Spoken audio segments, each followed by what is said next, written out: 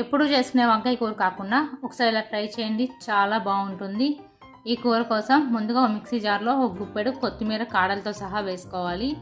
అలాగే కారానికి సరిపడా పచ్చిమిర్చి, ఒక పెద్ద అల్లం ముక్క, ఒక ఇంచు అల్లం ముక్క, 1 టీ స్పూన్ జీలకర్ర, అలాగే కారానికి సరిపడా ఉప్పు, ఇవన్నీ వేసుకోవాలి. ఇవన్నీ వేసుకొని మిక్సీ కచ్చాపచ్చాగా చేసుకోవాలి.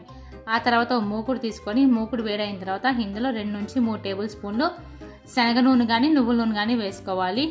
నూనె వేడయ్యాక ఇందులో పోపు దినుసులు వేసుకోవాలి. జీలకర్ర వేసుకోవాల్సిన అవసరం లేదు, ఎందుకంటే మనం కారంలో వేస్తున్నాం కాబట్టి. శనగపప్పు, మినపప్పు, ఆవాలు, ఇంగువ వేసుకొని ఇవి వేయించుకోవాలి. ఈ కూర కొంచెం ఆయిల్ ఎక్కువే పడుతుంది, ఎక్కువ ఉంటేనే టేస్ట్ బాగుంటుంది. ఇప్పుడు కొంచెం పసుపు వేసుకొని లేతగా పొడుగ్గా ఉండే వంకాయలు తీసుకొని పొడుగ్గా కట్ చేసుకోవాలి. బాగా లేతగా గింజ కట్టని కాయ అయితే టేస్ట్ బాగుంటుంది. ఈ విధంగా పసుపు అంతా కలిసేలా కలుపుకొని, ముందు పసుపు ఆయిల్లో వేసుకుంటే వంకాయ ముక్క కండ్రక్కకుండా ఉంటుంది. సో ముక్కలకు సరిపడా ఉప్పు వేసుకోవాలి, చూసుకోండి. కొంచెం ఉప్పు తగ్గించి వేసుకోవాలి, ఎందుకంటే కారంలో కూడా వేసుకున్నాం కాబట్టి. ఆ తర్వాత మూత పెట్టుకొని మగ్గించుకోవాలి.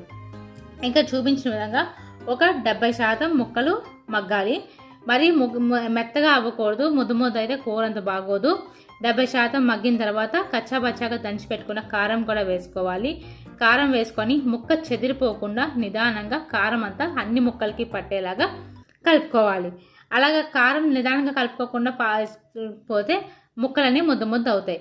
మూత పెట్టి కారం వేసి కలుపుకున్నాక మూత పెట్టి ఇక్కడ పై చూపించిన విధంగా నూనె పైకి తేలి పచ్చివాసన పోయేంత వరకు మగ్గించుకోవాలి.